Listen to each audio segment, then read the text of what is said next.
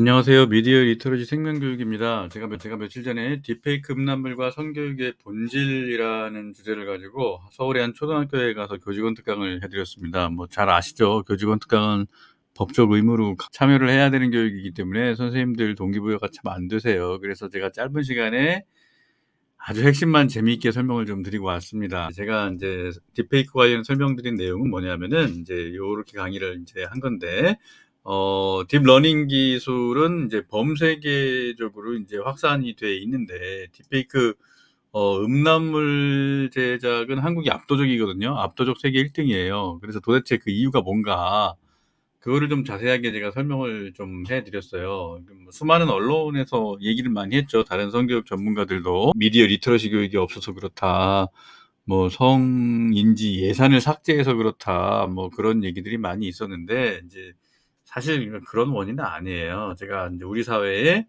가장 근원적인 성교육과 관련된 문제를 좀 설명을 해드렸습니다. 그래서 한국 성폭력 예방 교육의 가장 큰 문제가 뭐냐, 제가 이 그림 하나로 설명을 드렸거든요. 지금 이 밑에 있는 것까지가 다 성폭력이에요. 이제 제일 중요한 거, 임신만 시켜놓고 도망가는 거 있죠? 이거 요새 말로 히트 앤드 런이라고 그러는데, 이거 이제 엄청난 성폭력이고 남녀 불평등이거든요.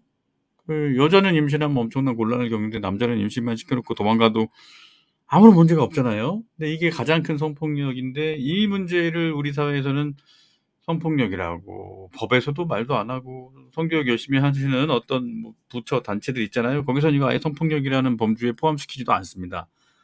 그래서 이걸 내비두고 좀 표면적이고 딥페이크, 뭐 성희롱, 성추행 이런 것들만 성폭력이라고 얘기를 지금 하고 있거든요. 예, 가장 본질적인 성의 문제, 성폭력, 이거는 내비두고 표층적인 것들만 문제를 삼아요. 표층적이고 부차적인 것들만 부각시켜 가지고 부풀려서 크게 보이게 하고 본질을 감춰버리는 거죠. 이런 게 사실 인제 왜곡과 기만인데, 이렇기 때문에 인제 우리나라에서는 이 딥페이크 같은 것들이 발생할 수밖에 없어요. 이 전체를 관통하는 주제가 인격, 생명, 책임 이런 주제들이잖아요. 선진국에서는 이 밑바탕에 있는 책임이나 인격을 임신과 관련해서 잘 설명을 합니다. 법도 있고 교육도 있고. 근데 우리나라에선 이런 게 없잖아요. 임신만 시켜놓고 도망가도 아무 문제 없는데 코까짓 거 얼굴 정도 합성하는 게 무슨 범죄냐, 장난이지. 이 정도 생각한다는 거예요. 뭔가 좀 대한민국 성교육에는 근원적인 전환이 필요한 겁니다. 그래서 이렇게 간략하게 제가 설명을 좀 드렸고, 그다음에 제가 설명드렸던 게 미국 성교육 논쟁과 대립의 역사 50년사를 아주 핵심을 설명을 드렸어요. 자, 구체적으로 말씀드리면 이제 미국 공화당하고 민주당 사이에 50년 동안 지속되는 이 논쟁과 대립의 역사거든요. 이제 이게 민주당과 공화당은 이 사활을 건 싸움을, 이 성교육 이슈를 가지고 50년 동안 이제 해온 겁니다. 그래서 이제 핵심을 제가 이제 얘기를 드리면, 생명, 책임, 혼인, 가정의 성교육하고 포괄적 성교육 사이의 어떤 싸움이에요. 민주당은 이 포괄적 성교육을 지지하는 거고, 공화당은 생명, 책임, 혼인, 가정의 성교육을 이제 주장하는데, 우리나라 언론에서는 이 앱스티넌스 교육인데 이거 자꾸 순결 교육이라고 번역을 해요. 그래서 아니, 앱스티넌스는 순결이라고 번역하면 안 돼요. 상당히 개념이 크거든요. 절제라는 말로 번역을 해야 되고, 이제 이 앱스티넌스라는 개념이 음주, 뭐 마약, 흡연, 뭐 이런 것까지 상당히 폭넓게 적용되는 개념이에요, 앱스티넌스가. 그래서 이제 단순히 순결이라고 번역하면 안 되는데, 우리나라 언론은 좌우지간 이걸 순결이라고 번역을 해서 구시대에 폐기돼야 될 잘못된 가치관인 것 같은 느낌을 갖게 만들거든요. 이게 좀 잘못됐어요. 전 그런 내용들 설명을 좀 드렸고, 그리고 민주당 입장은 인간이 자신의 희망에 따라 성적 영역을 표현할 수 있어야 하며 이 같은 행위가 비난받거나 처벌 대상이 될 수 없다. 그러니까 이제 민주당 입장은 청소년들도 얼마든지 성적인 욕구, 욕망이 있기 때문에 성관계할 권리가 있고 그걸 보장해야 된다. 그러면 임신하면 어떻게 해야 되냐? 콘돔 피임약 쓰면 된다. 뭐 이런 입장인 거죠. 그리고 이제 더 나아가서 그렇게 피임했는데 실패하면 어떻게 해야 되느냐? 어떻게 하는 거예요? 낙태하면 된다는 거예요. 그러니까 성관계하는 것도 청소년의 자기 결정권, 피임도 자기 결정권, 낙태도 자기 결정권. 이런 입장이 인제 민주당 입장이고, 공화당은 그렇지 않다. 청소년 때는 성관계를 하지 않도록 가르치는 게 맞다. 이게 인제 50년 동안 미국이 성교육을 주제로 공화당하고 민주당하고 이 정책으로 싸운 거고, 지금까지도 그냥 싸우고 있어요. 그래서 인제 이런 싸움이 아주 격돌했던 게 인제 레이건 부시 정부에서 인제 클린턴 민주당 행정부로 바뀌었잖아요. 이때 연방 정부 차원에서 1차 성교육 대충돌이 인제 일어난 거예요. 인제 abstinence only 교육하고 comprehensive sexuality education, 그 CSE라고 많이 표현을 하는데, 이 포괄적 성교육이죠. 우리 한국에도 지금 포괄적 성교육이 성교육의 주류가 됐어요. 거의 모든 교육청 정부기관 이걸 따르고 있고, 수많은 성교육 사교육 업체들도 전부 다 포괄적 성교육을 따르고 있습니다. 근데 우리나라에서는 이제 포괄적 성교육에 대해서 미국처럼 이게 활발한 어떤 논쟁과 대립 이런 게 없죠. 포괄적 성교육이 세계 표준인 것처럼 우리나라 언론이 얘기를 했기 때문에 그 뭐 그렇게 알고 있는 거예요, 많은 분들이. 그래서 제가 인제 이 성교육 논쟁 50년 대립의 역사를 설명해 드렸는데, 이 40-50분 정도의 선생님들이 너무 재미있게 집중해서 이 분야를 인제 들어 주셨거든요. 왜 그러냐면은 성교육을 뭐 10년 20년 동안 대한민국에서 이렇게 받아왔지만, 어느 누구도 이 50년 동안 성교육 논쟁과 대립의 역사에 대해서 설명해 준 사람이 없었던 거죠. 어떤 학문이든 연구 분야든 그 학문사나 연구사가 상당히 중요합니다. 저도 이 성교육 한 십몇 년 15년 가까이 했는데요. 가만히 돌이켜 보니까 저조차도 이 성교육의 역사에 대해서 강의를 했던 적이 없어요. 알고는 있었지만 '이걸 강의를 해야 된다. 알게 해야 된다.' 이런 생각을 못 했던 거죠. 그러니까 우리 대한민국 성교육에서도요, 특히 인제 교육청 성교육 연수 같은 데서도 '성교육 역사에 대한 내용이 아예 없었구나.' 하는 생각을 제가 이 강의를 하면서 처음 했습니다. 이 성교육의 논쟁과 대립의 역사는요, 미국 성교육을 보면은 전 세계에서 가장 극명하고 정확하게 알 수가 있습니다. 선진 사회에서는요, 성교육이라는 주제에는 어느 나라를 가든지 간에 전부 다 논쟁과 대립이 있습니다. 후진국 말고 이 선진국, 거기는 언제나 논쟁과 대립이 있어요. 유럽도 마찬가지고요. 이런 논쟁과 대립의 핵심 포인트를 가장 잘 드러내 주는 나라가 인제 미국이에요. 그러니까 우리가 이 성교육의 어떤 방침을 따를 것이냐를 알려면 미국의 성교육 논쟁과 대립의 역사를 정확하게 알아야 될 필요가 있어요. 그래서 인제 미 공화당하고 민주당하고 싸우면서 인제 abstinence only 교육하고 포괄적 성교육하고 싸우다가 어떻게 또 등장한 교육이 abstinence 플러스 교육이라는 게 인제 클린턴 행정부 때 미국 민간 사회에서 인제 등장을 인제 합니다. 그래서 인제 뭐 CDC 아시죠? 미국 질병관리본부. 거기에서 인제도 성교육을 하는데, 그 CDC 본부장이신데 인제 이분은 무슨 얘기를 하냐면은 delay sexual intercourse, 청소년 때는 성관계를 최대한 하지 않도록 해야 된다라는 입장을 취해요. 그리고 나서 인제 성관계를 하고 있는 청소년들 중에 피임법을 사용하는 비중을 늘리라고 얘기하는 거예요.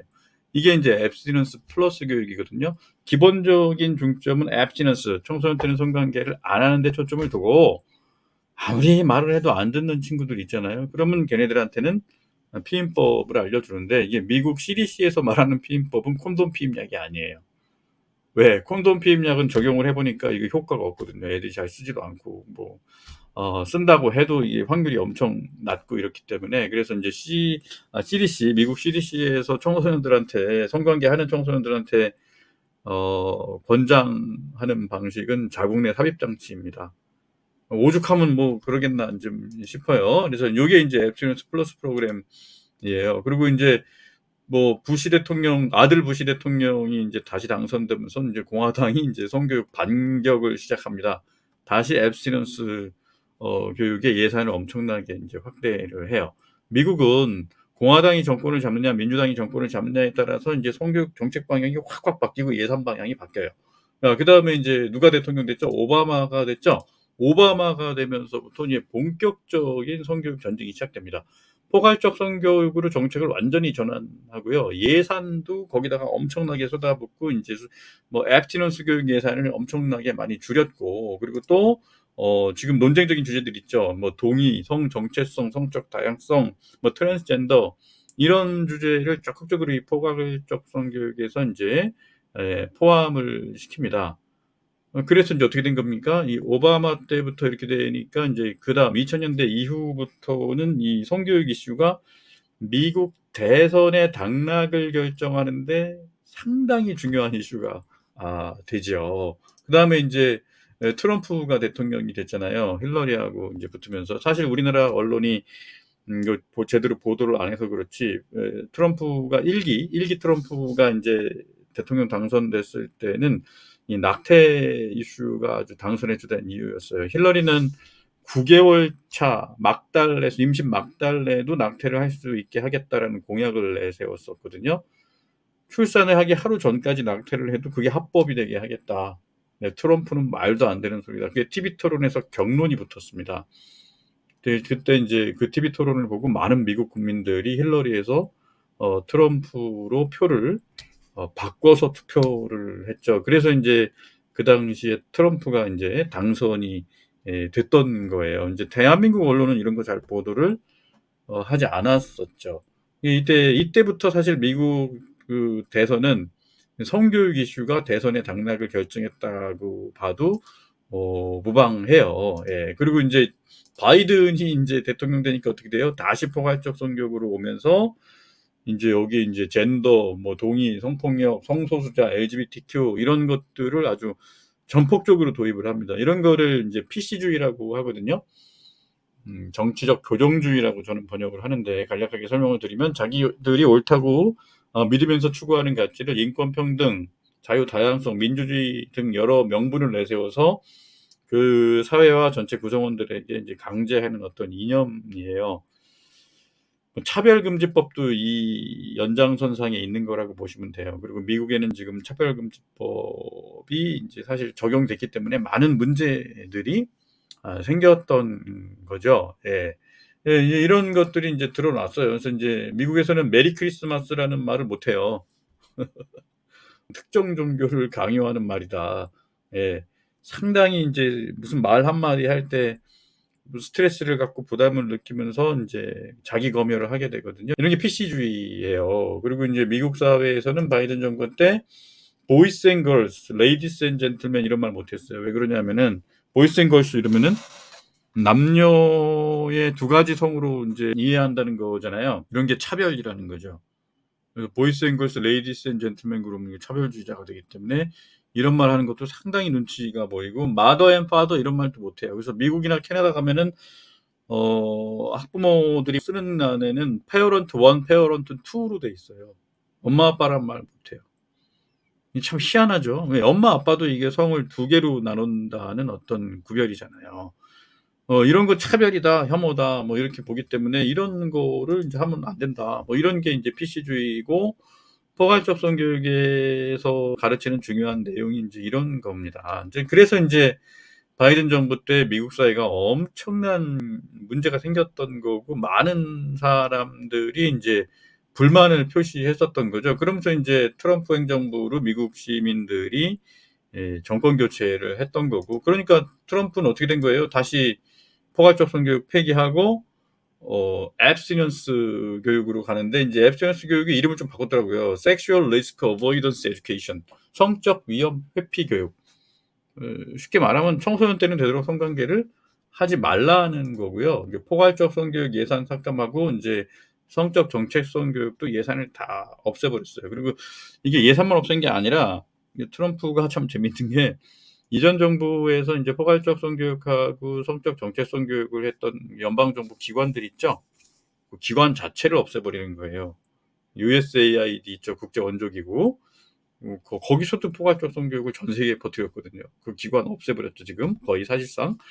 그리고 미국 연방 정부 교육부가 있거든요. 미국 연방 정부 교육부도 포괄적 성교육 프로그램 만들어 가지고 주정부에 많이 뿌렸거든요. 그러니까 연방 정부 교육부도 다 없애는 수순을 지금 취하고 있는 겁니다. 그래서 제가 인제 뭐 이런 내용 쭉 설명을 드리면서 우리 한국에서도 정말 성교육이 중요하다. 왜냐하면 인간 생명이 태어나서 국가 구성원이 되는 가장 기초적인 정책이 이제 성관련 정책이고 성교육 정책이기 때문에 저출산도 아니죠. 초저출산, 인구 붕괴 분명히 예상되는 초저출산 국가인 한국에서도 이 성교육 정책에 대한 좀 근원적인 전환이 필요하다라는 말씀을 드렸습니다.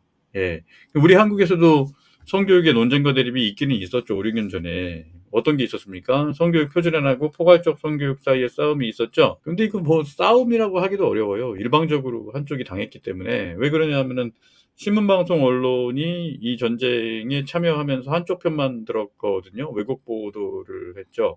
그래 가지고 사실상 성교육 표준안, 국가 차원의 성교육 표준안이 폐기 수준까지 갔는데요. 이제 그 내용을 우리가 정확하게 보면은 국가 수준의 성교육 표준안은 미국 공화당이 주장하는 생명책임 인격, 뭐 혼인 가정 이런 내용을 주로 담고 있어요. 그리고 청소년 때는 되도록 성관계를 하지 않을 수 있는 선택을 해야 된다는 내용을 담은 게 이제 국가표준 성교육 표준안이에요. 근데 우리나라에서는 이게 그냥 무슨 구시대적인 어떤 잘못된 가치관을 담은 성교육 내용이라고 폄하를 받으면서 완전히 폐기 수준을 밟아버렸죠. 우선 요런 것들을 정확하게 좀 이해할 필요가 있어요.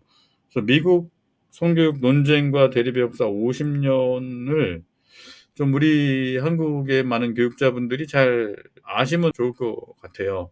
이 역사를 정확히 알면 우리 한국도 어느 방향으로 성교육을 설정해야 되는지 확실히 감을 잡을 수가 있습니다. 특히 인제 현장에 있는 선생님들이 이 강의를 좀 들어보시면 내가 교육자로서 또 엄마로서 아빠로서 어떤 교육 방향에 서야 되는지 충분히 인제 선택할 수가 있는 거죠.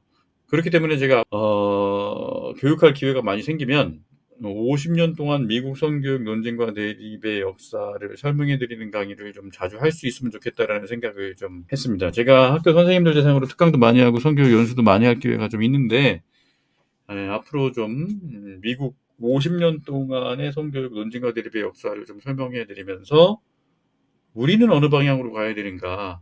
이거에 대해서 좀 설명 좀 드릴게요. 이거 유명한 드라마 아닙니까? 이거 고3 애들이 임신했으니까 엄마 아빠한테 아빠들이군요. 엄마는 얘네들 없으니까.